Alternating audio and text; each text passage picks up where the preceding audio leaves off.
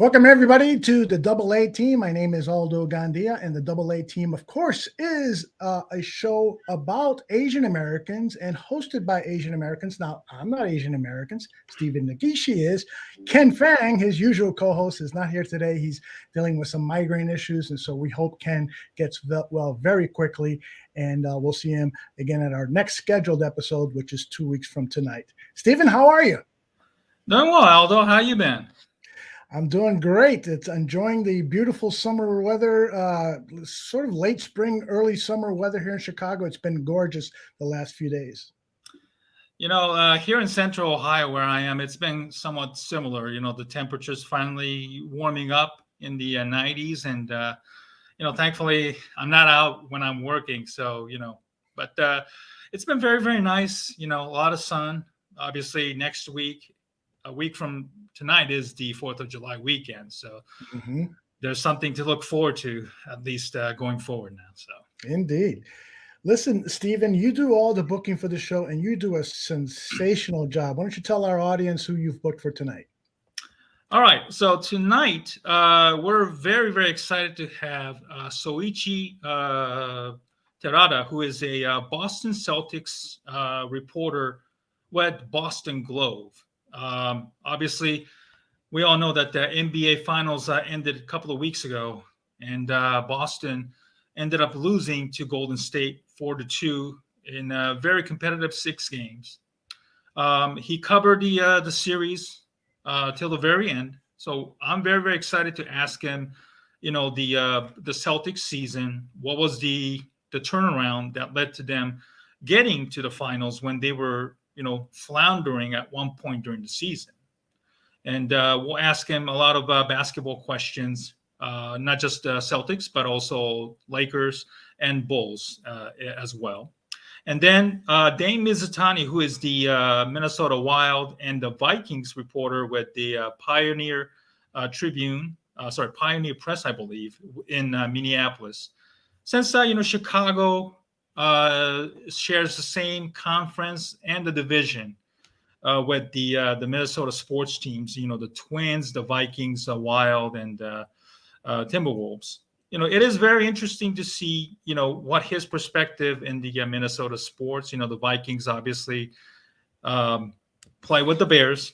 Obviously, they've gone through coaching and the general manager changes, how he sees the Bears and the rest of the NFC North.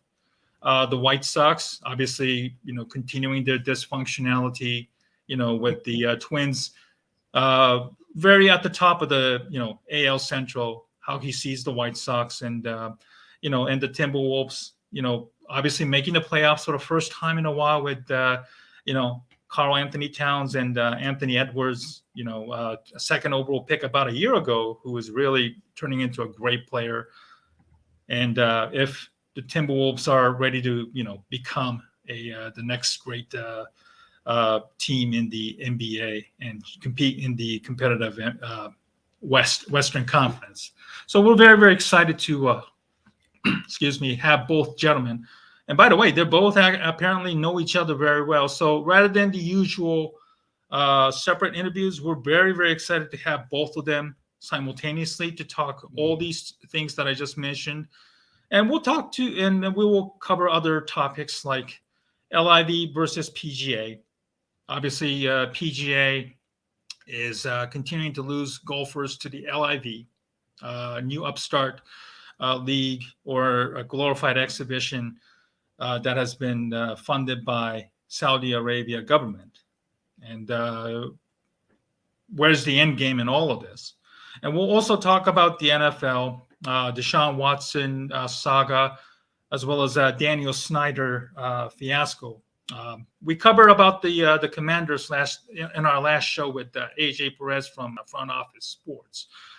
Daniel Snyder defying orders and ignoring subpoena from the Congress. And we'll see where it goes. And the NFL's arrogance in both cases.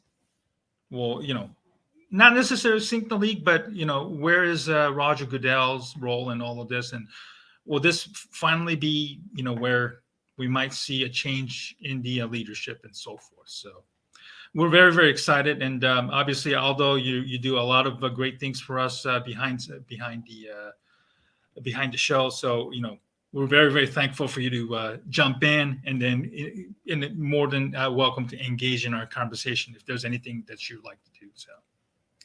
Thank you, Stephen. Before we bring in our guest in about 10 minutes or so, I was wondering if there are any things in the current world of sports or sports media that you'd like to talk about with the audience. Yeah, again, we'll go back to the Cubs. My favorite team, the Cubs, for a moment, but they're still very much floundering. I know they took 2 out of 3 in St. Louis, which obviously is nothing to sneeze at, but overall the team is still very much floundering. And Jed Hoyer obviously had an interview with 670 The Score and also ESPN 1000, which I only caught a glimpse and snippets of it. And I also read the Athletic article, basically saying a lot of stuff, but it's basically a lot of empty words. And there's a new media group in Chicago that covers sports, the CHGO, which I think a lot of people are familiar with. They do a good job, obviously, do a pregame, post-game show whenever both the White Sox and the Cubs afterwards when they're done. I went on there several times to vent about a lot of empty words that some of these professional sports executives utter. And it was no different with Jed. I think a lot of things that caught me by surprise was the things regarding the spending money has been a big issue. And what I found out was basically they're not quite sure when to spend the money. Even if they spend the money next year after what is expected to be a near 100 loss and a lot of empty stadiums, a lot of empty seats in the summertime, then the Cubs will probably finally, maybe forced to do something. But there are no guarantees that this team will still be competitive in 2023, especially when they are expected to trade away Wilson Contreras, and now Ian Happ has been pretty much being rumored to be moving at this point. So the team is being stripped down to a bare minimum. And Jed Hoyer, at this point, every time he speaks, he just basically utters a lot of nonsense and just fuels a lot of anger to the fire to us Cubs fans. And at this point, maybe Hoyer has to remind himself what he has gotten himself into. Look, he's been with the organization for a better part of the decade, and obviously he was never really held accountable to a level where Theo Epstein was, who ended up leaving Chicago over the weekend after, spending a lot of time in Chicago building up winners, and obviously a part of the demise leads to his decision in free agency that really costed the Chicago Cubs and their real demise at this point. So, and I get it. Hoyer is a popular punching bag, and he deserves a lot of criticism without a doubt. And the part of the problem with Jed Hoyer's comments is that he can't utter the word rebuild. I know it's a rebuild. You look at the record right now where the Cubs are, and you cannot tell me with a serious straight face that they're competitive and they're going to compete this year. Even with the addition of Stroman and Suzuki, who are both on the DL right now and have missed a significant amount of time, you can't be serious about winning. Tom Ricketts has said that the money will be available and they will be competitive in 2022. That has not been the case. Obviously, I don't think they foresee this much injuries on, especially in the pitching side, which the Cubs are continuously tinkering with the rotation and the relieving, and with no real results. And obviously, the trade deadline is fast approaching, about a month from now. Obviously, I think it's August 2nd because of the strike, a possible strike that pushed the start of the season. So the month of July will be a real test for Chicago Cubs and Jed Hoyer. The fans aren't stupid. There's no question about it. The biggest problem with a lot of sports executives, from George McCaskey's usage of verbal attacks of high schoolers who went after Matt Nagy's son, putting in the same sentence with the late Jeff Dickerson's son, which I was highly critical when the Bears fired both Matt Nagy and Ryan Pace that night. It sometimes makes you question, the legitimacy and the relevancy of these executives, to a point where they're really detached not only with the fans, but detached with the outside world as well. So I know some people will probably say, well, just listen, it's all about nothing. They're not trained public speakers. And I get that. But it's sometimes hard that a person in charge of the organization as big as the Chicago Cubs cannot eloquently put himself out there and be upfront and honesty. Sometimes it just lingers on and just adds more fuel to the fire. So this upcoming month, in the month of July, will be a real test in the patience of the Cubs, and also the Jed Hoyer and his a lot of empty rhetoric words.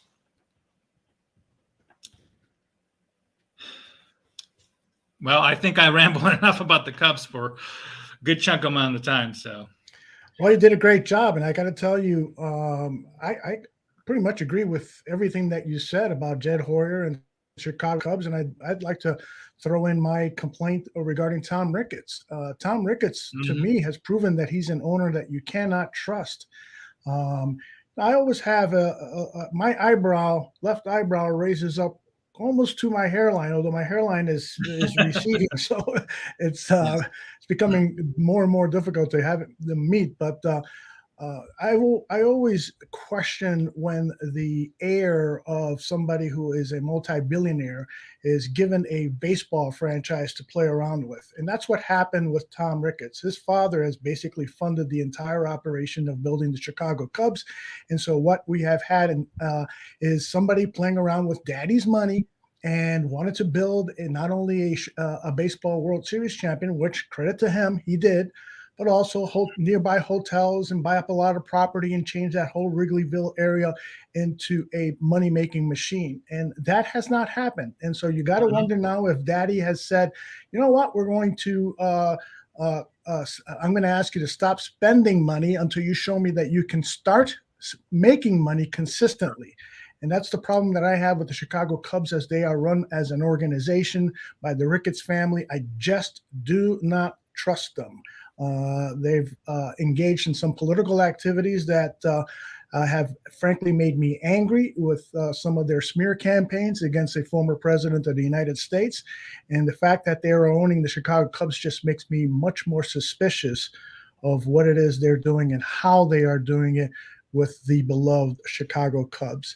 And I've got good news for you, Stephen. Both of our guests are now signing in. And so if you are ready, I will let you do the introductions, bringing in Dane and Souichi. Take it away, Stephen. Thank you, Aldo. We'll touch a little bit more on the Cubs maybe at the end of the show as well. Joining us is Dane Mizutani from the Pioneer Tribune, and Souichi Terada, the Celtics reporter for the Boston Globe. Souichi, I think you have yourself on mute a little bit there.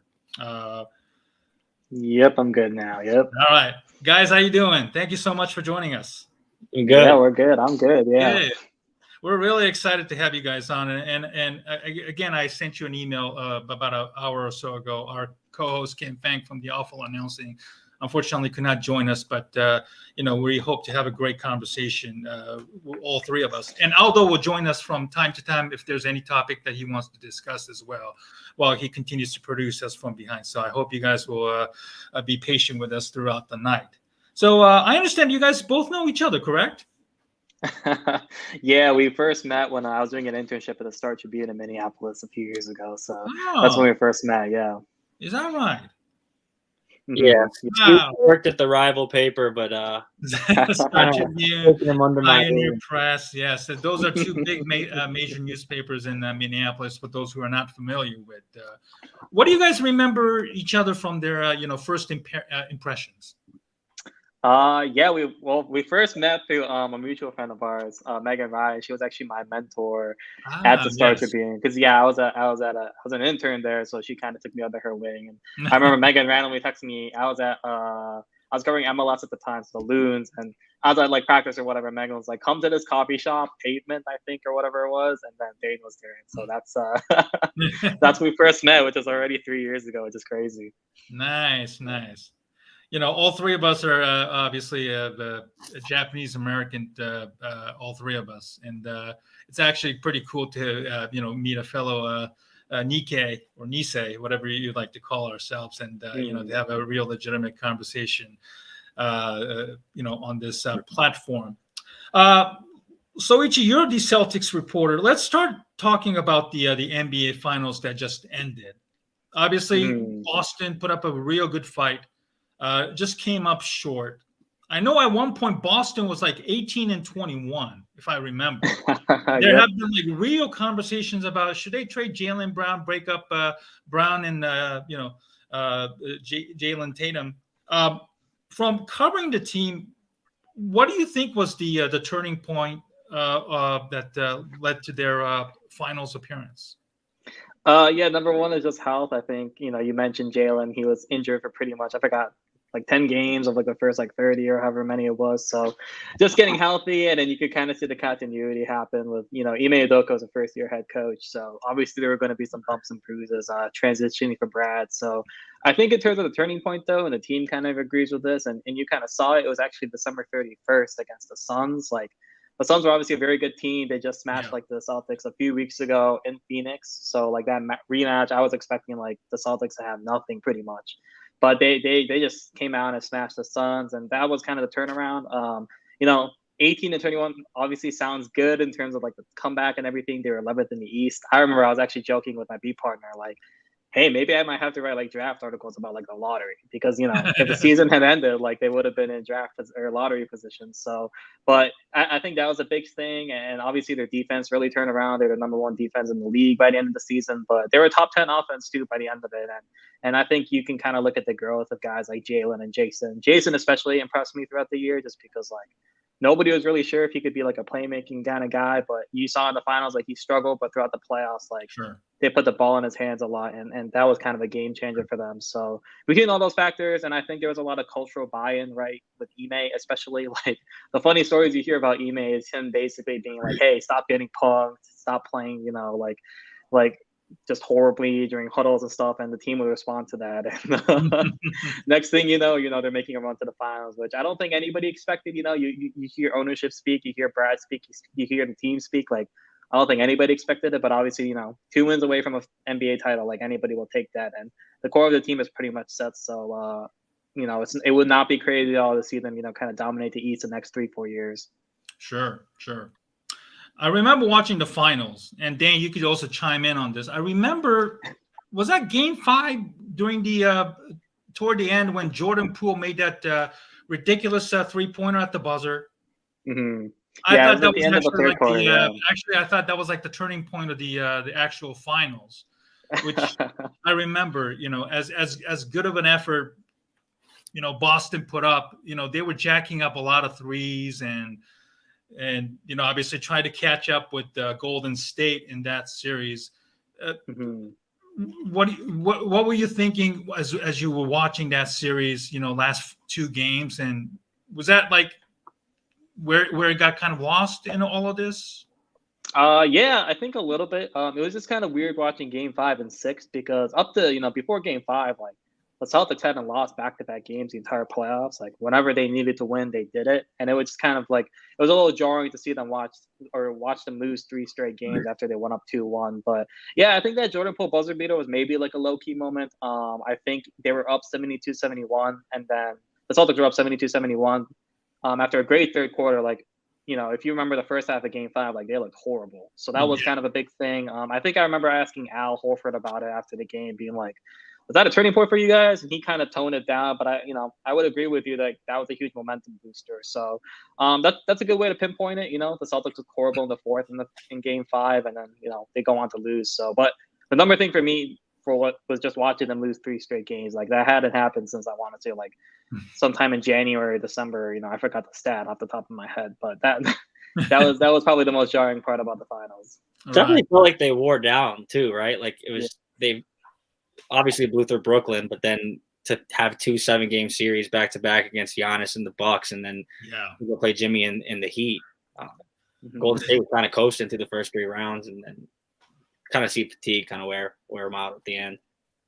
Yeah, that's why I'm so interested in what the Celtics do this offseason, just because like they have good depth pieces. Like Grant Williams is good, Peyton Pritchard is good for what he is. Like Derek White should fundamentally, he's good for what he is too. But it's just they needed just more playmaking, just because we saw this a lot in Game 6 when Marcus had some foul trouble. Like it just like the playmaking just wasn't there consistently enough for the Celtics, especially once he got it out of Jason's hands. So I think they're probably going to add another point guard, especially another playmaking. Brad mentioned this at his exit interview, kind of like they need more playmaking off the bench, and I think you kind of as Dane mentioned, like you just need another option to bring up the ball. Just because they look so tired by the end of it. Back-to-back 7-game series where they win, they were getting kind of lucky there, and it was just too much even for like Jason Tatum's 24 years old. Like like he's not an old guy by any means, but like that's just too much on his plate. Yeah. That's right. I mean, I was watching the game, and Al Horford at one point was making so many 3-pointers. Obviously, it looked like he had a fountain of youth moment there, but the rest of the team was just basically jacking up threes like there's no tomorrow, and obviously wasn't as good as Golden State was. So, but, obviously Boston is a, team to be reckoned with. They still have multiple first-round picks from that crazy trade they made with the Brooklyn and others, probably from a few years ago.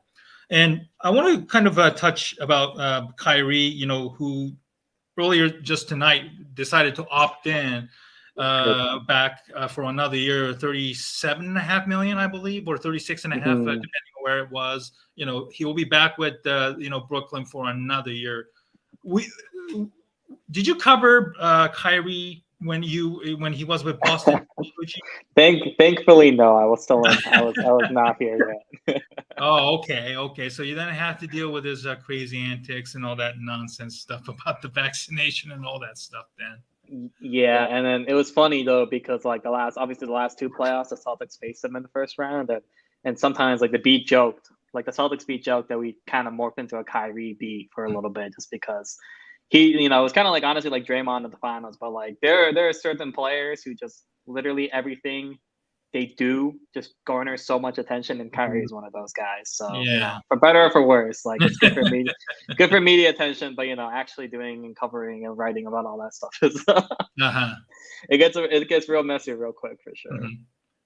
Does this mean KD will be back for another year, or do you think he's It seems so, right? Yeah, I mean, all the reports are sure. Yeah, all the reports are basically like if Kyrie leaves, then KD might. So I guess they're both staying now, which should make the East a little bit more interesting next year. Feels like it's kind of do or die for the Nets now, right? Like they get one more year of Kyrie. Right.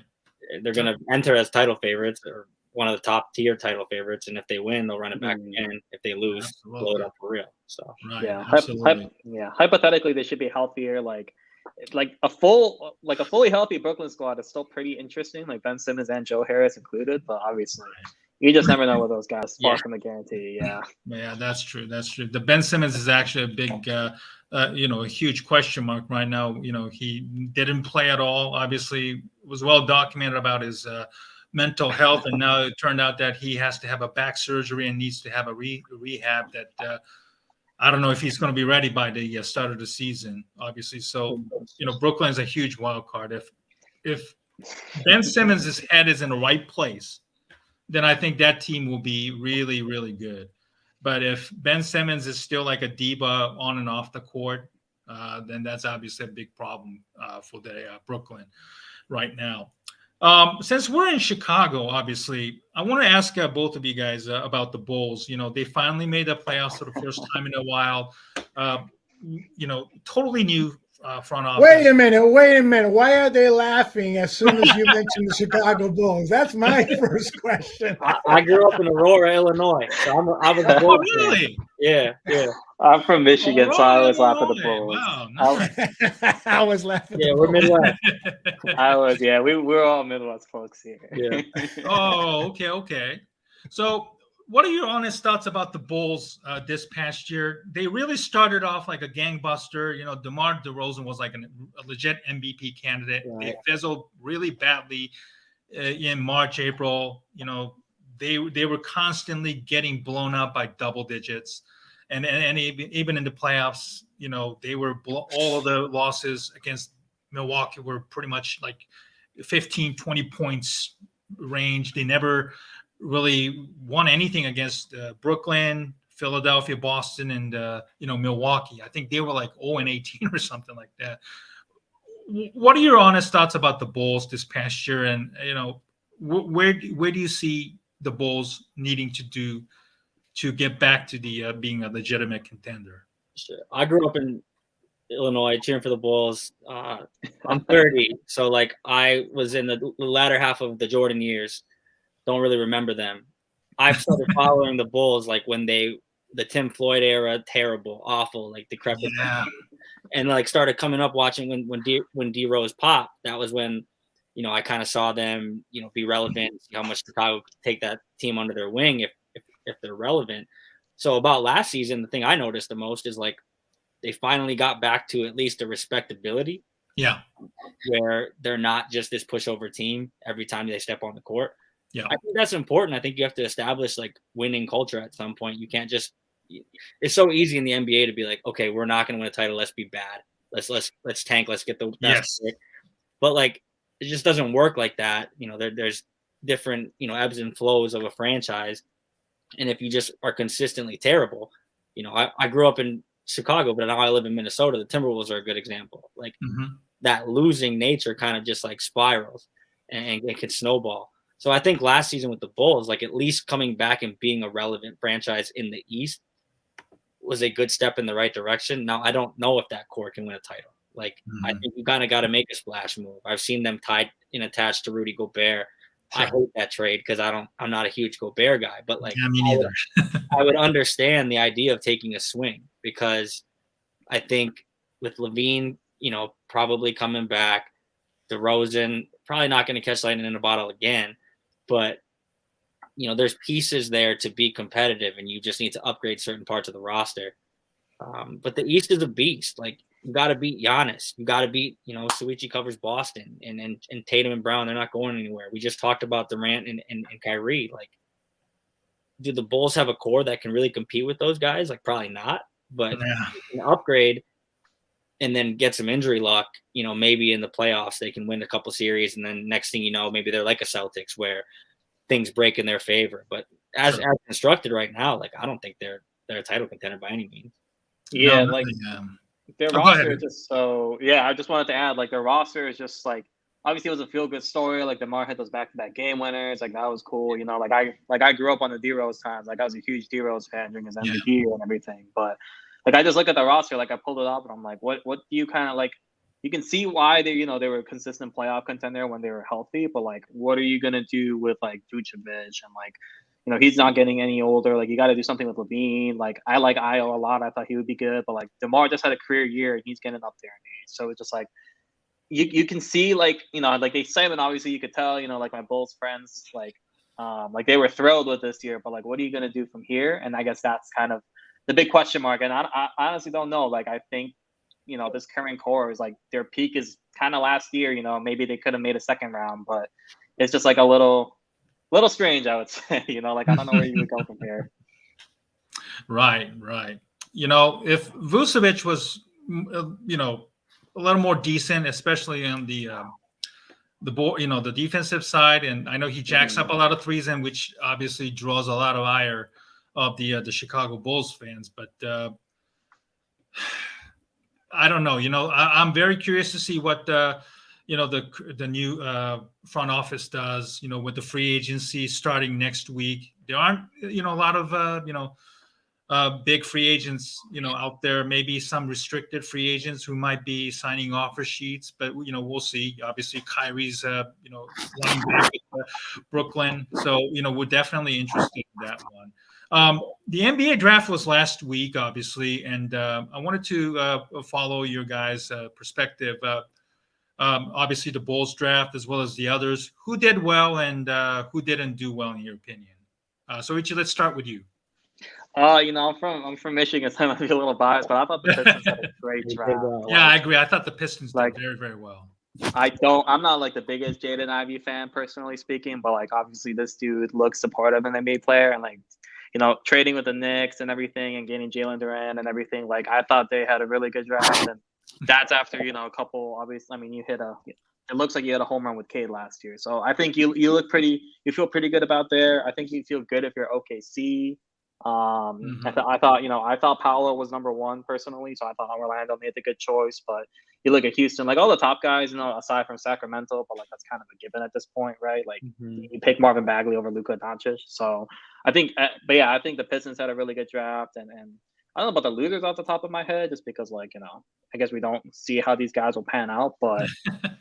I look at the Pistons number one, and I'm like, they could be nasty in like 3 years, and a lot of my Pistons fans would be very happy about that. It's been a lean, very like 15 years in Detroit. Absolutely. But I think they're finally maybe turning the corner with Cade Cunningham and now Jaden Ivey in the back court. Dane, what were your overall thoughts on the NBA draft last week?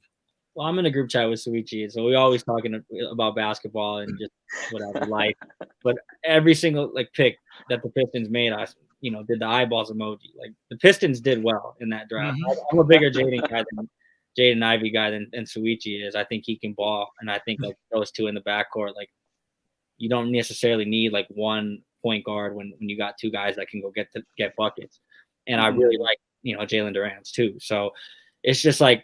I think between those two, and anytime you can trade with the Knicks, I think it's a good idea. like Sacramento, like if you could pick your Sacramento, you're probably going to get a good player. That leads to the loser, like the Knicks. They lost a draft. Like they did all this wheeling and dealing to get rid of Kemba, and I think in the end they got like one or two draft picks out of it. One of which is like 2025, like Milwaukee Bucks pick, like. Milwaukee's not going anywhere in 2 years. That pick's not going to be a lottery pick unless Giannis blows a knee in 24. Like, right. I don't know what the Knicks are trying to accomplish except for moving cap space around to go sign Jalen Brunson. Like, I don't get it. Like, I don't get it either. They're probably the losers to me. But yeah, Pistons definitely, stand out. I think they're a really fun team. I think you can kind of see, different iterations of like. Teams that have been terrible for so long, but eventually the draft capital catches up. They missed on a lot of picks, but getting Cade and now Jaden, if he's what you think he is, there's some excitement there. So I'll probably lean there. I cover I'm in Minnesota, so follow the Timberwolves. I'll be at the rookie press conference tomorrow. The Walker Kessler pick was a little head scratcher for me. Like I don't know if I like drafting a big man who is probably going to be unplayable in the playoffs. Like, so, that's just kind of the Minnesota tangent in me. I'll probably analyze that a little more than like the average fan, just because I'm a writer. Sure. So, but yeah, Pistons stand out for sure as the winners to me. Yeah, Pistons are really set up for pretty good the next couple of years. The Bulls will obviously, had a real good rivalry with the Pistons back in the late 80s, early 90s. So hopefully it will be a very competitive, game between the Bulls and the Pistons for coming years. So obviously Bulls have to do their part, signing, Zach LaVine, whatever the contract that is expected to be. Probably close to Supermax, maybe, even though with his injury history. And hopefully Patrick Williams, he's a big question mark, but he's got a load of talent. He's still 20 years old. Came out of after 1 year at Florida State. So hopefully, if he's healthy enough, and if his offensive game blossoms, hopefully the Bulls will be in good position for years to come. I want to touch about the Timberwolves. You're going. You said you're going there tomorrow. Yeah, they got their rookie press conference. So. Obviously, they had a real good competitive series with the Memphis Grizzlies in the first round. The Timberwolves obviously were really, really down for quite some time. Ever since KG got traded away. The ownership issue were there were a lot of ownership issues with Glenn Taylor, being racist, making a lot of controversial comments, and then having beef with the KG and all that stuff. And, the new ownership led by A-Rod, actually, there were rumors that, he might be looking to move the Timberwolves to Vegas or something like that. I want to know, this past year, did that kind of, put more interest back into Timberwolves? And are those talks kind of gone away for time now?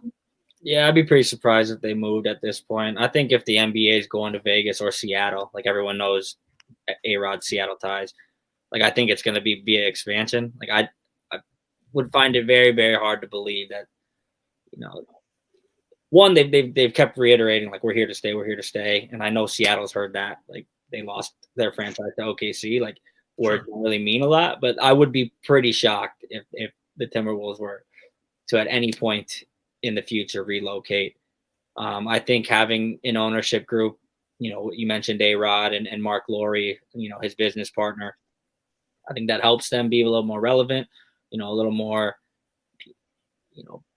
per the times, I guess. Like, you just kind of felt like Glenn Taylor was a little out of it, sometimes in outer space, like with how to own the team, and sometimes too involved, sometimes not involved enough, not willing to spend. A-Rod and Lowry give them some street cred.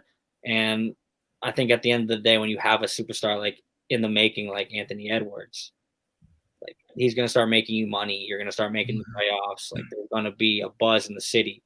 And I don't think you're leaving that. So like I've always kind of thought, like, if the NBA was going to like add teams, it would be via expansion. Now I cover the NHL, like for like my, the lion's share of my job, covering the Minnesota Wild. And there's just so much money in expansion.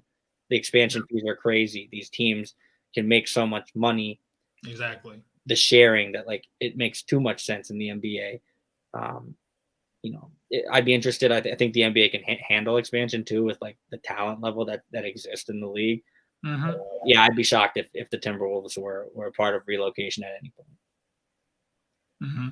Obviously, Karl Anthony Towns is still there, and he and Anthony Edwards obviously are hopefully are there in the long run, and obviously challenge Golden State and the others in the Western Conference to push the Golden States of the world, and hopefully make a meaningful run into playoffs.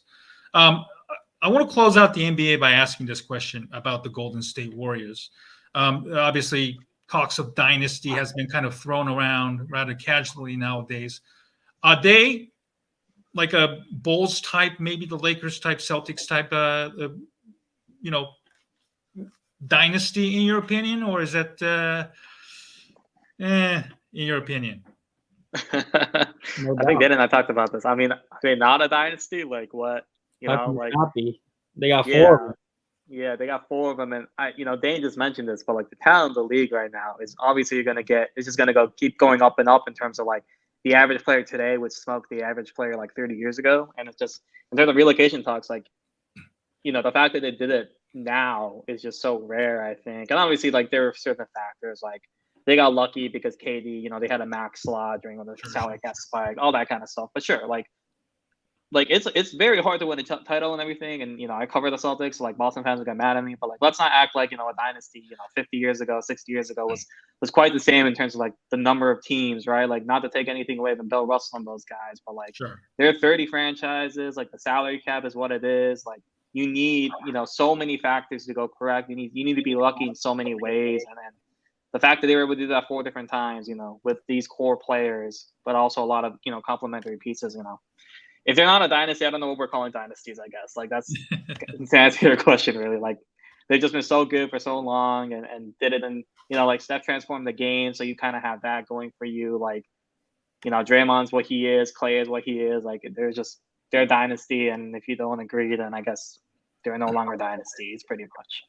Yeah, no doubt. I mean, I think they were a dynasty even before this title. Like, you got 3 of them in 4 years. Sure, I know the KD rings, like, they don't matter less. Like, maybe people thought they were unfair or whatever. 16-1 in the playoffs, like, that was the greatest team of all time. Like, we can talk whatever, but like, there would never be a team that's more dominant than 16-1 in the playoffs.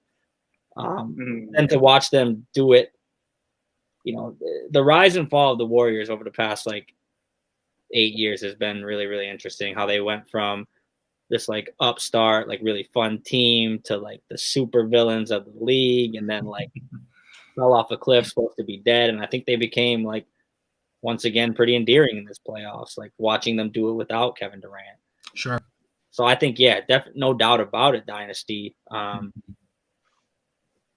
don't know if we'll see a team dominate the league with the consistency at which Golden State dominated over the last decade anytime soon. Absolutely. Before you move off the NBA, Cliff Victoria had a question. Who's the college superstar you think will lead the league when he gets there? Any young players in that pipeline, even going to the high school level that you guys have heard about, maybe covered, that you want to advise us? Keep an eye on this young guy because he could be the next LeBron or Michael Jordan or fill in your superstar. Victor Wembayama is going to be a beast. Like, he's going number 1 next year. French forward, yes. Guy from France, yes, absolutely. Yeah, he's the best prospect. I think people are saying since LeBron. I think we hear that all the time. Like, again, I live in Minnesota. I covered Andrew Wiggins. He was supposed to be the next LeBron, but like Victor Wembanyama, he's different. Honestly, don't know many college superstars right now because I think in this day and age where you have to, go back to college or you can go to the G League, via that route, most of the high end talent is still in high school and really perfect. Yeah. So, but that dude is definitely, you can go put $100 on it in Vegas right now. I think you'd probably win like $10. Like, I know he's an overwhelming favorite to go number 1 next year. Wembayama, right? Yeah. Okay.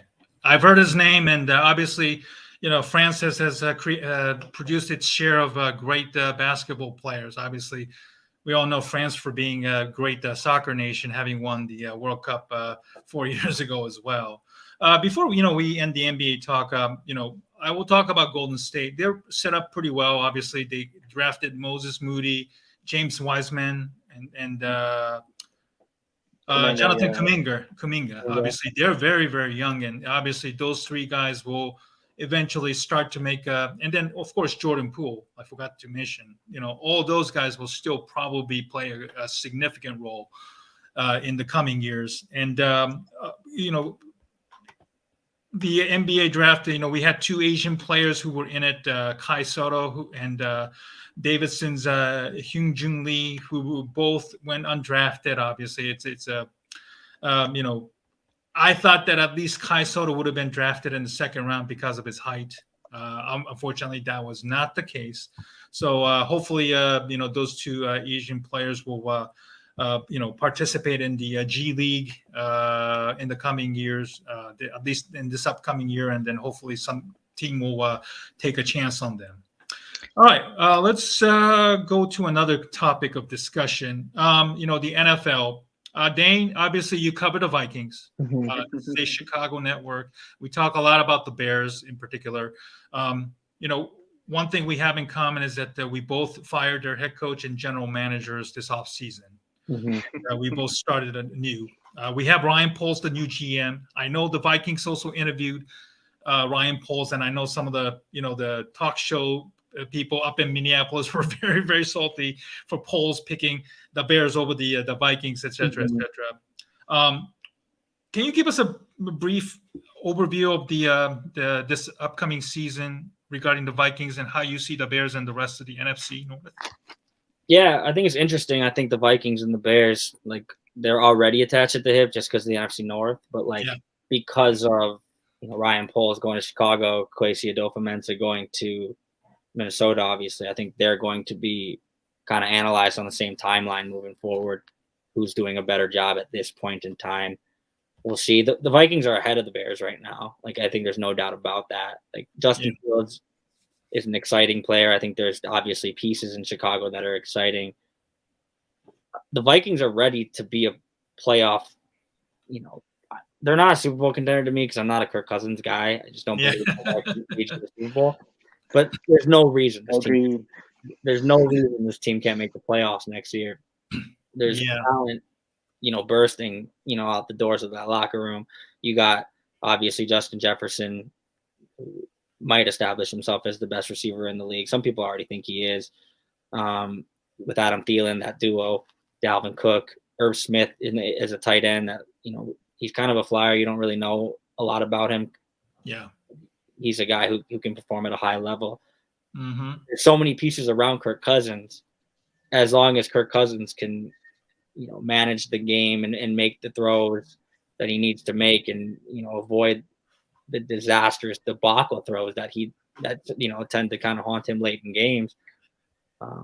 I don't see how this team isn't a playoff team next year. Right. I'll give Kirk a little credit. Like, he's good. Like, he's a good quarterback. I just don't know if he is top 10. No, right. For his money that you pay him. Yeah. And the amount of money that he takes into your, the amount of percentage of the salary cap that exists in Kirk Cousins' contract. I don't think he performs up to that level. But like, objectively, he can throw the football around. He's accurate. He has a pretty big arm, and he can, navigate an offense. He tightens up in pressure-packed situations. But the most interesting thing about the Vikings is their defense. Like, they were terrible, bottom 5 defense last year. Right. Complete wholesale changes, moving from a 4-3 to a 3-4 this year. Daniil Hunter and Zadarius Smith now playing kind of the stand-up rush linebackers. The Vikings didn't have a pass rush last year. That's why their defense was so bad. Mm-hmm. Pass rush, as we've seen time and time again in the league, can be like the difference maker. Even if your defense all across the board is bad, if you have a pass rush, you're going to be okay. Sure. To watch those two kind of rush off the ends this year will be interesting. I think the defense will be improved just simply because of health, as long as they can stay healthy. And I think that offense is packed and ready to go. So I think they're going to be I wouldn't be surprised if the Vikings won the North this year. And really? I don't say that lightly. I know Aaron Rodgers exists. Sure. I'll be interested to see if Rodgers. How about the Lions? How about the Lions? You're forgetting about our favorite knee biter here. Thank you. Hard Knocks, baby. Hard Knocks. I think the Lions. They're like the Pistons. They've been bad for so long, and maybe they're finally. They've been bad their entire existence. They're on the upswing, but no, the Lions aren't there yet. Maybe a couple of years, but sure. Yeah, I don't know. The Vikings have, I think, top to bottom, the most talented roster in the division. Aaron Rodgers is a difference maker, but he lost Devontae, so I think that's too. So we'll see. The Lions don't matter right now. Cliff has a question. Can Dalvin stay healthy for a season for a change? I think he's a guy who has kind of got, it's like a misnomer that he's injury prone. He's only missed like 8 games in the past 3 years. He does play hurt a lot. Sure. So we know he has the knee issues. We know he's always, you're worried that will that ACL pop again? He runs hard. He cuts hard. Like, I understand the idea that he is an injury prone player. And he seems to constantly be suffering through like either shoulder sprains or like sternum bruise. Like, he runs hard, but he plays through those injuries. I would say probably not. Like, will he be healthy for a whole season? Are we going to see him for 16, 17 games? No. Like, we rarely do with running backs in the NFL. Yeah. So, no, I don't think he'll play the full schedule. But I think he'll be available for a lion's share of the season when you need him. Lions. We'll see. Lions, yeah. What will it take for the Vikings to win the division? Like 11-6 would do? I think so. Yeah. I think 11-6. That seems fair. I think the team can get to 11 wins. I am curious to see what the Packers do. With Rodgers without Devontae Adams for a change. Obviously, that receiving core is not exactly put a scare in anybody's hearts right now. So yeah. Okay, let's talk about the Lions. I guess so. You're a Lions fan? Are you a Lions fan, or you just happen to be somebody who knows Lions living in Detroit guy? I wasn't born in Detroit, but no, yes, I begrudgingly watch the Lions every season, for better or for worse. Okay. I mean, they had a very good draft. I'm not going to lie. I mean, they drafted Aiden Hutchinson, and then I think you guys, the Lions, at least fleeced the Vikings with the 12th pick. And if Jameson Williams is healthy, that's a legit deep threat that that team didn't have for quite some time. I mean, right? Yeah, the Lions and Pistons actually kind of had similar drafts where they got like that team pick where you're like, oh wow, okay, this is like the trade, like the outgoing stuff going on, like especially for the Lions, the Vikings. I was like, that's it. So yeah, I mean, Jameson Williams looked good. I don't know, I haven't read anything in terms of if he'll be ready by training camp, but I just think people. I mean, if the Lions go like 6-11 or like 7-10, I think a lot of people in Detroit are going to be like okay with that just because of like how bad it's been, and it's just the idea of progress. I think is the biggest thing. Like with the Lions, it's just like they've had good seasons before. Like they made the playoffs in 2011 and 2014. It should have won in 2014, but we won't talk about the refs. But like they've had good seasons, they've had good players. Obviously, it's just like obviously there's a Lions curse, but it was just like it was very fleeting in that you didn't really you could see the path in terms of like they're a good player, but you couldn't just see like the sustainability. I guess is a good way to put it. And Sure. Now with what they're building now, like I didn't love the Dan Campbell hire, but like I'm all about it now, pretty much. Like I think he's exciting. I think I'm honestly looking forward to Hard Knocks just because like we're gonna get to see more Dan Campbell, and that's gonna be just insanely entertaining. Like it will be great entertainment values, and like quite only like I don't know why you're putting the Falcons in there. The Falcons are like they made the Super Bowl. That's way more than the Lions have ever done. But it's just I mean, except for those appearances in 98 and 2016, the Falcons historically have had the pretty meh period of disappointments. But hey, at least I get it. They made the playoffs. I know that's. the Lions haven't won a playoff game since '91. I was born. That was when I was -6 years old. So beggars can't be choosers. But yeah, it's just the idea of the Lions is obviously you have zero expectations for them. I've had zero expectations for them since like high school. But you can see a path where they could be good, and I'll take that because it just has not happened in years. You know what I mean? Like under Matt Patricia, that regime, and Quinn and everything, it was just like they were just like signing all these like former Pats, and I'm like, why are we doing this? Like, it was just like it just wasn't a good time. So just the idea that they could be good, it's good enough for me, just because you never expect the Lions to be good, and who knows, maybe they'll have a Bengals like run where they make a Super Bowl. Then Dane will hear about it. Dane will hear too much about it if that happens. So we will simply hope for 6 wins, 7 wins, get rid of Jared Goff eventually, find the quarterback, and then by then, hopefully, Amon-Ra, Jameson Williams, all those guys on offense will be hitting their prime. So, but always cautiously optimistic, but I always expect the worst for the Lions. They are the worst. Yeah, it's going to be very interesting. NFC North, a lot of changes being made, obviously. Hopefully the Bears will be very, very competitive under Matt Eberflus, and, obviously, Hard Knocks. We're going to be very interesting. Dan Campbell has a really crazy coffee regimen that he drinks. And I remember hearing that in a press conference, and like, how the hell this guy is still even alive drinking like a venti and then like 4 shots of espresso or something like that. That's like a heart attack waiting to happen. And then yet the guy can still, act functionally and, still talk like a maniac. So, but obviously, even if the Lions aren't, winning, Dan Campbell obviously provides a, great entertainment value for that. I will take that. I think we could get when it comes to the Lions. Obviously. Probably one of the worst pro sports organizations. Speaking of the Kings, now that I think. Yeah, so. Yeah, well, All right, let's move on to the baseball. Dane, you live in Minneapolis. The Twins obviously are in the same division as the White Sox. Twins are doing pretty well, decently. They're at the top in the division. The White Sox are kind of, floundering. People are chanting, Tony La Russa to be fired all the time. How do you see the Twins, competing right now? Can they run the table? And how do you view the dysfunction that is the Chicago White Sox from your perspective? I just feel like the Twins are they're playing well right now. They're playing as well as I think they've optimized like the amount of games they've played, and because of that, they're atop the standings. All of that to say, like, I don't think it's sustainable. Like, I don't think the pitching staff that they've kind of pieced together with a bunch of guys who like used to be good that like hopefully we can make good again, like is a sustainable model for success like over the course of the season. I get like the frustration in Chicago with the White Sox because this was supposed to be the year they popped. Yeah. But like I also feel like the White Sox put together 2 good weeks and they'll win the division. Like I don't like the Twins and the Cleveland Guardians, not Indians.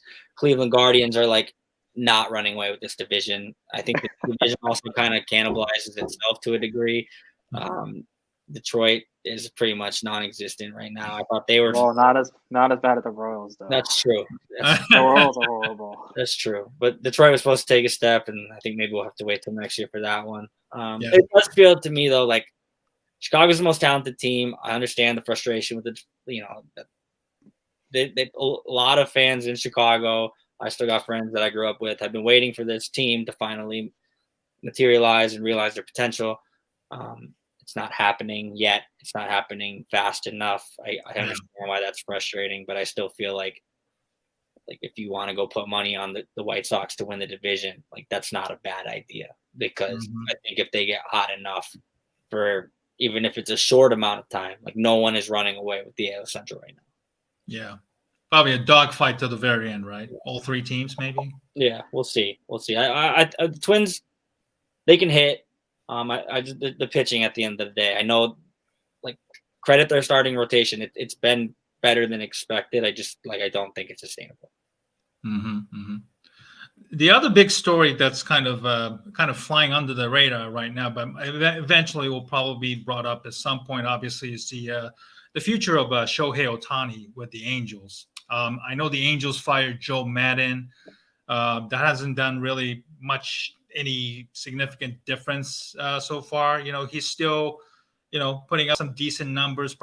Maybe hopefully the weather gets warmer and when the team is, playing better, maybe he'll do more better this year.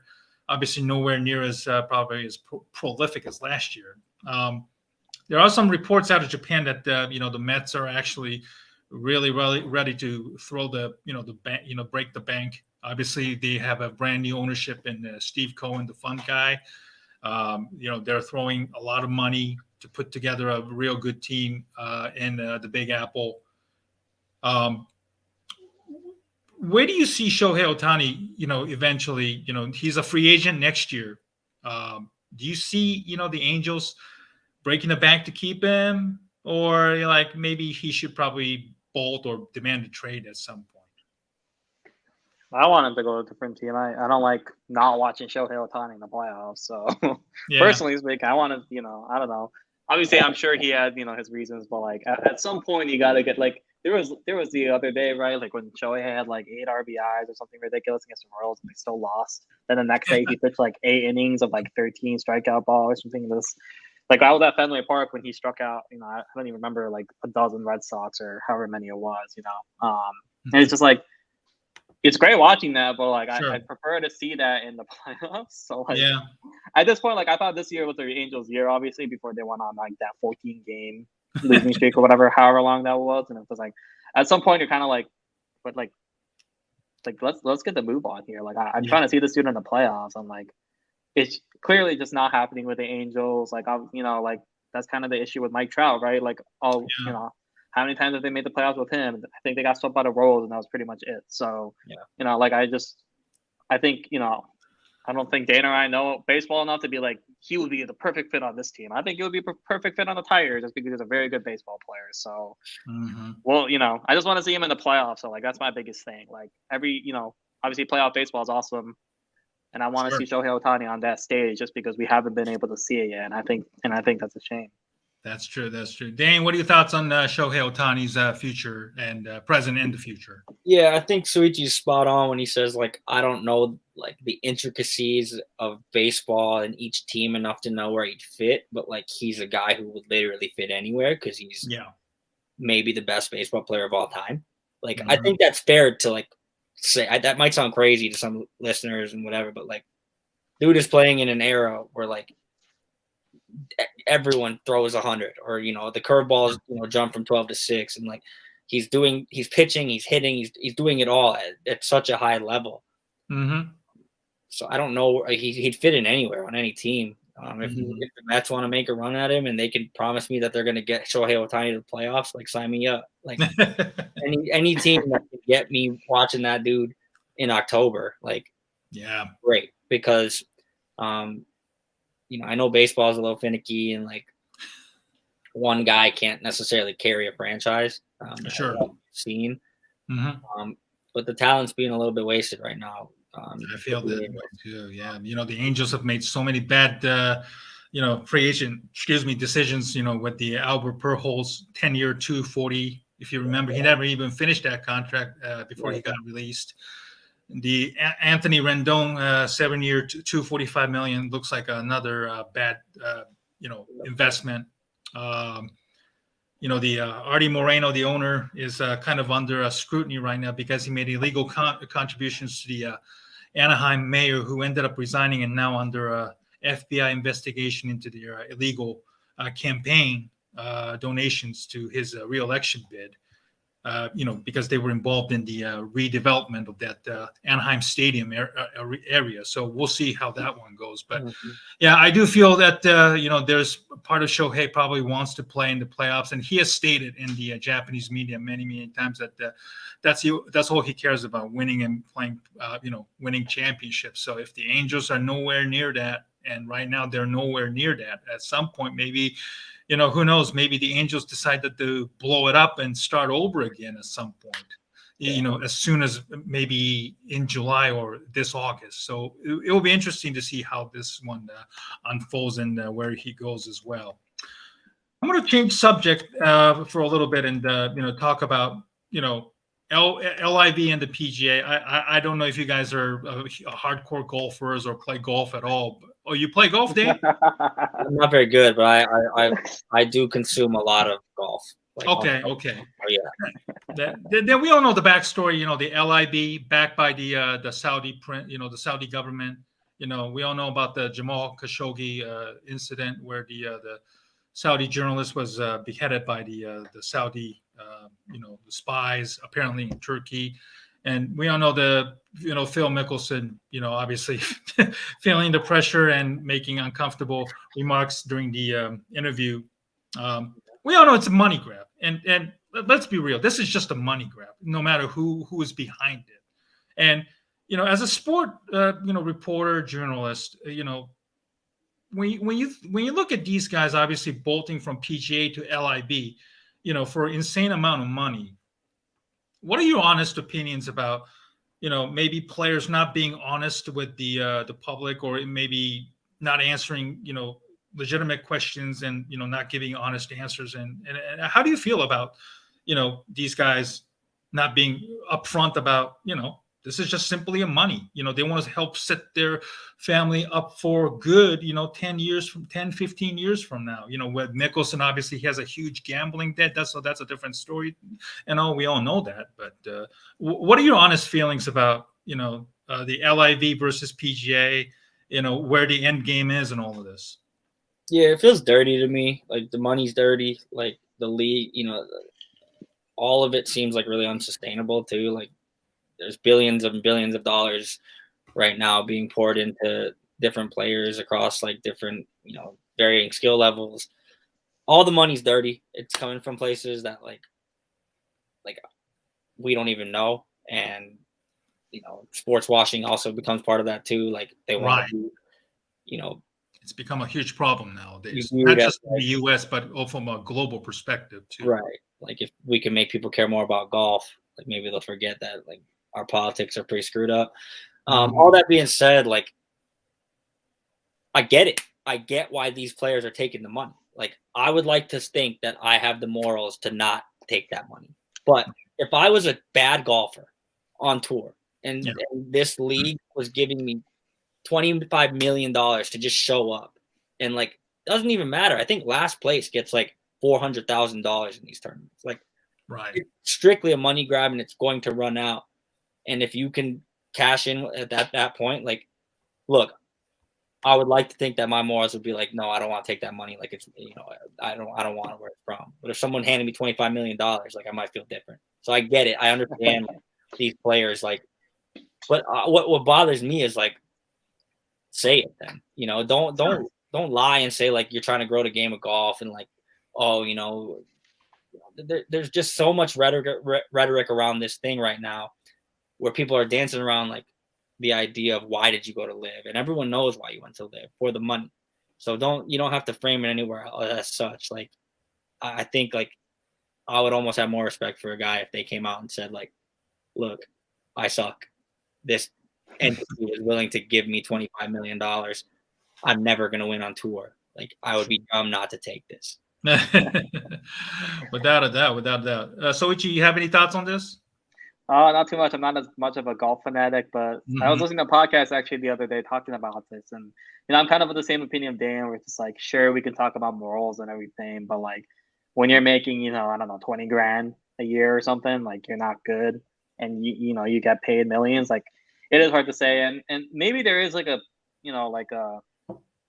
like a way of going about it where you take the money, 25 million or whatever it is, and maybe you do some good with that, right? Like obviously it's coming from like a very morally, corrupt source, but like maybe you can use that, like they have the money anyway. So maybe you can go, this isn't my take. I heard it on a podcast, one of my Michigan State podcasts, but basically the idea is if you're going to get dirty money, you might as well do something good with it, because the dirty money is going to exist anyway. So you might as well get it. And maybe you can do that. And it goes back to the idea of Dane, right? Like what Dane said in terms of like be upfront about it and take accountability of it. And I think I would have a lot more respect too if they did do that and they did something good with it, So hey, maybe you make 25 million, you do something good with 5 million, That's a lot better than making, less than 100 grand on tour or whatever it is. So that's true. Yeah. That's true.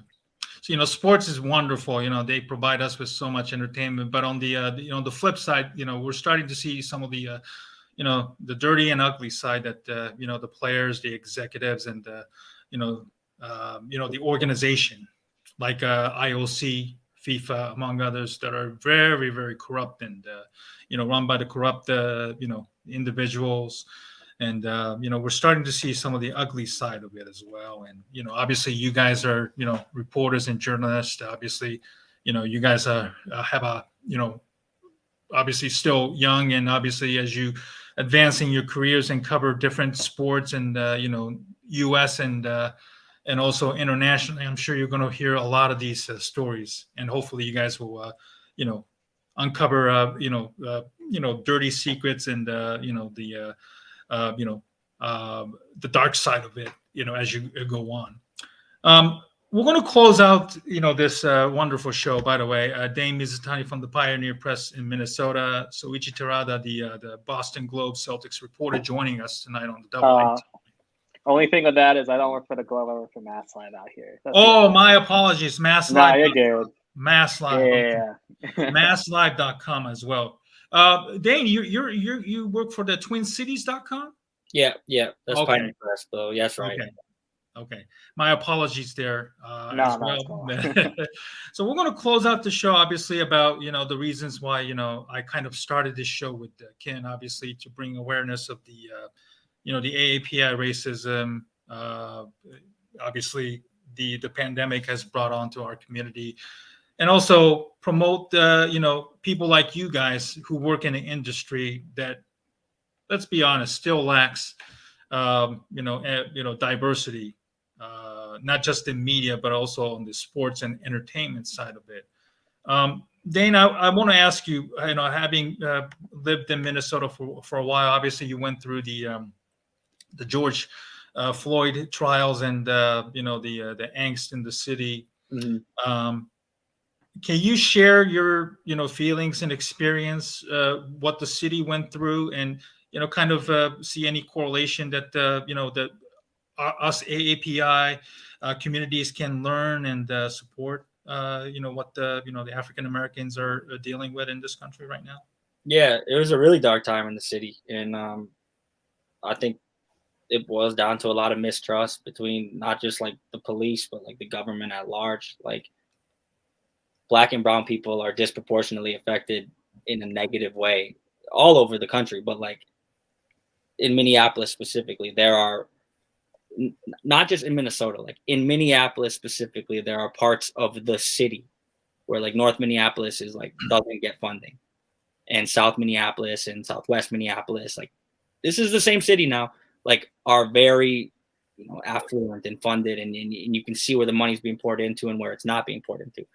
So these communities that are continuously screwed over generationally, it's building, and you see something like George Floyd getting straight up murdered on video by a cop. What's going to happen? It's like it's going to pop eventually, and that was just basically people saying like we're sick of it, we're tired. Sure. And like who cares about the buildings? Like who cares about Target? Like burn down the Target, whatever. Like Yeah. These people are saying like you won't listen to us, so we're going to make you. And I think that's what it boiled down to. And that's something I don't think I fully grasped until I got to see it happen in my city. Like, It's really easy to disassociate from it when you live in,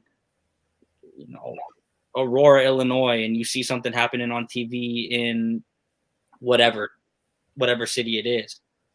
I couldn't turn away. I live in Minneapolis. So like it forces me to, one, I think, become like a better ally, listen more about like what's going on, try and like use my voice and my platform to kind of speak out on things, or like try and make a difference in whatever way I can. But it also forces you to like be uncomfortable and Sure. feel what, an iota of what the Black and brown people are feeling every day.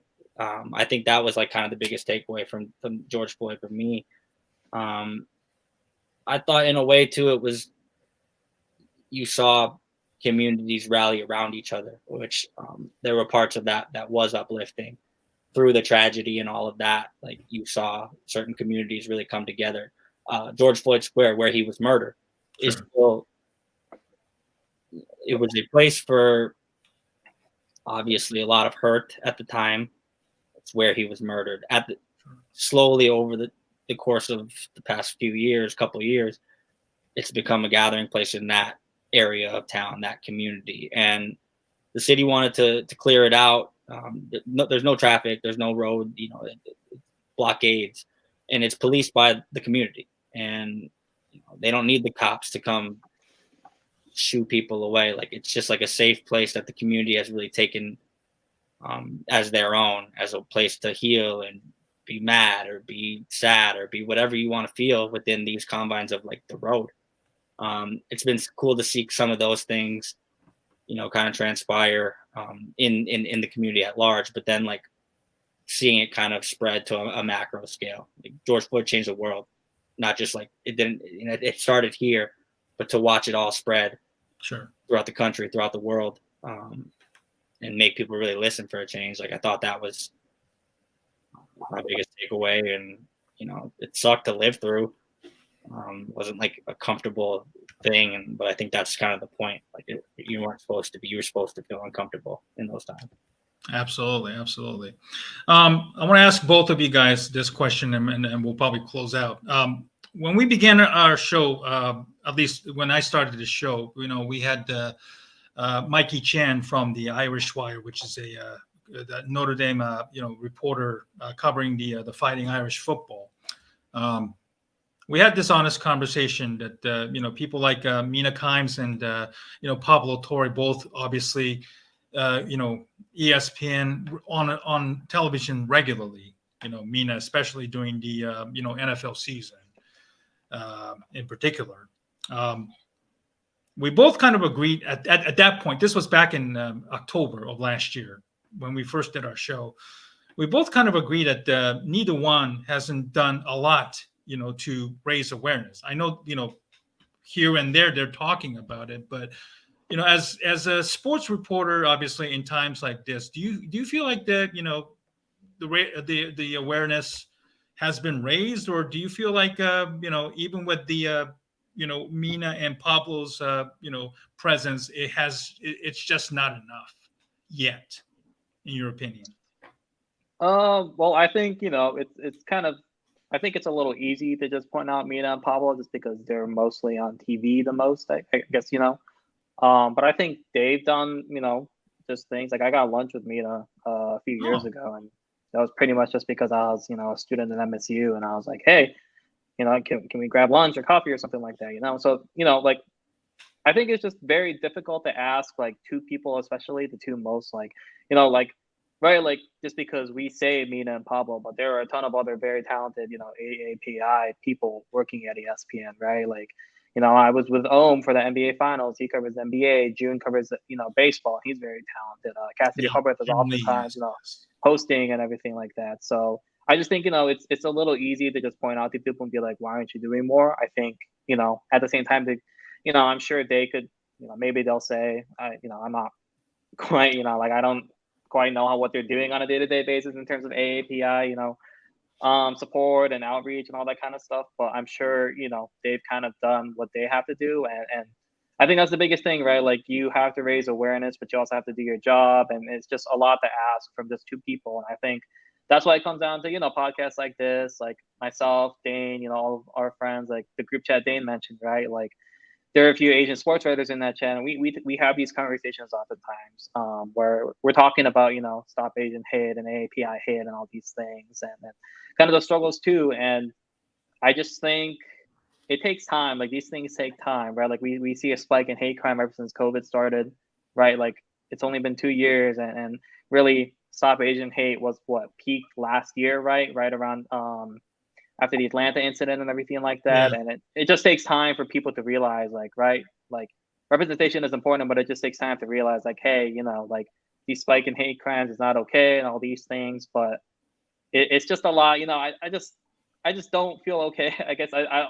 I just think it's so much to ask, right? Like I look at somebody like Jeremy Lin, for example, like when the insanity happened, that was awesome for me. Like I was a teenager and everything, but you could kind of tell he shied away from the spotlight and talking about just growing up Asian American, but he's really embraced that, as he's gotten older and a little bit more wiser. And it's just one of those things that sure, could they do a little bit more in the present day? I'm sure everybody can. I can, Dane can, my friends can. But I think having those people in those very prominent roles is still important, and it's cool to see that. But like I said, like it's just hard to put it on two people, I guess, just because I think it's just like a thing everybody has to do, and you kind of go from there because, like I said, it takes time for people to realize like kind of the struggles that we go through, and people need to be better allies. We need to be better allies, and it's just an all-encompassing thing where I think everyone can kind of just work toward it. Yeah, I think that's fair for sure. Like to put it on two people is tough. I think like, yeah, they could probably be doing more. So could we. We could all be doing more. It's really easy to get kind of bogged down in our like day to day. Like I go cover this Vikings practice. I do this. I go to shoot around and I cover the game and just to kind of go through that. And I think representation on a scale matters because I just remember when I was a kid, like growing up in Aurora, Illinois, it wasn't like it was pretty white. It was like pretty diverse generally in my high school, but like I didn't have like a ton of like sports reporters to look up to when I was like a kid or like people that looked like me. Like my dad was on TV, so that's why I wanted to be like in the media. Oh, your dad was a news reporter? Yeah, in Hawaii. I was born in Hawaii, and okay. He was on TV for 20 years, but I think the fact that Mina and Pablo exist like in that realm of like, sure, there's kids that are 10 years old, 8 years old that are flipping on TV and see Mina Kimes like, oh, she looks like me. Like I think that's important because I think there was a time in my life where I was like, tried to be white, like tried not to be, tried to be anything that would blend in rather than like, I think in the past, however many years, I've gotten more proud of like standing out and being like, this is who I am. It's okay to be like this. So I think the fact that they even exist in that realm, even if they're not every day, going out on the front lines and protesting and doing this and that, like their presence and their existence, and then it expands beyond just those two. Like I think all of that matters. Sure. To give us like role models to look up to. There's probably someone in Boston who reads Souichi and like sees his last name and is like, oh, like I connect with this. Me too. Like Japanese people could probably understand like that's a Japanese name. Like I think all of this is like interconnected. Sure. And it's just about like finally like being able to be proud of who we are. And I think that was probably a hard thing for a long time. Like absolutely back to like our parents' generation, like I know for a fact, like they grew up in Hawaii, but they like wanted to blend in still. Like it wasn't about standing out. I feel like as a whole, like AAPI, like for a long time, we've been quiet, blend in, be like as, not on the outside as possible. Like, so I'm not being confrontational with this. And I think that's changing. And I think that's important that it's changing. Exactly. There was a obviously movie, Harold and Kumar, Harold referred to himself as Twinkie, yellow on the outside, white on the inside. That kind of resonated with me too, very, very well. And you told about try to blend in, being white and everything, but it does struck a chord with me, obviously, and and that's why it's important that I know Aldo posted earlier. I know you probably guys saw it. We don't know if behind the scenes Pablo and Mina, how much they're putting behind the scenes, obviously. And I just hope that Pablo and Mina don't get lost up. Obviously, Mina being on the the NFL show on NFL Live on a daily basis during the football season. I just hope that she's not feeling pressure or worry about losing her spot there, even with her rising prominence. This is very, very important. And, all three of us, obviously, being Asian Americans and having this opportunity to discuss this on this platform, tonight was really, really important. And I want to thank both of you. Stephen, if I can just very quickly add to that. Sure. Go ahead. My comment on that. I think that the overall responsibility lies with the giant corporations who are making money off of all of us, Asian Americans, Hispanic Americans, you name it. And when they see unjust actions against whatever group, it is first of all their responsibility. And I would almost bet a paycheck, although I'm retired, so my paychecks are very small, but that Pablo and Mina have probably brought it to the attention of people at ESPN, and they're devising ways to keep this on the forefront with public service announcements. I think that they've done a really good job of bringing more Asian American voices to their channel. I think that there's a lot of stuff that ESPN is doing, but they shouldn't necessarily be pounding their chest because it's still not enough. Yeah. So all of our employers, all of the people who are in control of wealth in this country, we need them to step up more than the individual personalities and asking them, in some cases, to put their jobs on the line. We all saw what happened to some ESPN personalities when they began espousing political thoughts, and they were soon released by ESPN, whether it was on the right with a Rush Limbaugh or on the left with some of their African-American correspondents. So just wanted to add that. And again, like people in the chat said, this has been a fantastic hour of sports talk and also viewpoints on what is happening in our country. And I really, really appreciate both of you being on and Stephen producing this entire show. So great job. Thank you very much, Aldo, for speaking up. Cliff brought up a good point there. Race isn't the issue, probably. It's just kind of like people in power want it to be. And I kind of feel that, during this pandemic, I think that kind of exposed the flaw in our system, especially in our society. So on that note, and, we're going to keep on fighting. Dane and obviously Souichi, they have a wonderful platform in their own rights. Dane writes for the TwinCities.com. Souichi writes for the MassLive.com. You can follow them on Twitter. You can see them on their name next to it. Dane, we probably would love to have you back. Obviously when we do the Vikings preview, when the Bears play each other, obviously, or when we do the NFL preview shows. Souichi, thank you so much.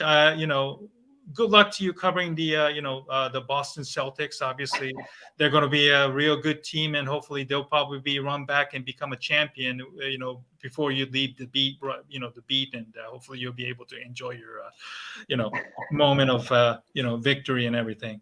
Guys, I want to thank you guys for spending almost 90 minutes with us tonight, and we hope to have you back on again. And we look forward to your continued success and keeping in touch. Thank you so much, guys. Yeah, thanks for having us. Thank you so much.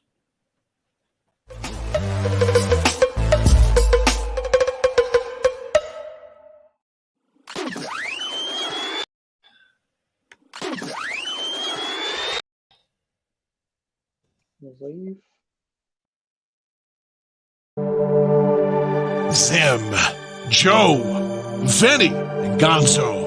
Join these White Sox fanatics every Monday night for the South Burbs Hitmen. You're going to be treated to great guests, top analysis, smart debates. South Burbs Hitmen with Zim, Joe, Vinny, and Gonzo, only on the Barroom Network.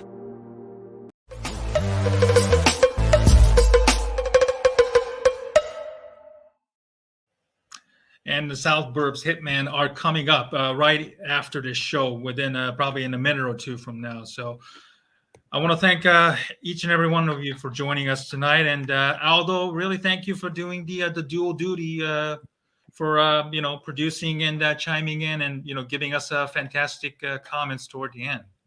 Oh, you're the producer. You set up the guests. You set up the topics. You're doing all the producing. All I do is a little directing in the end.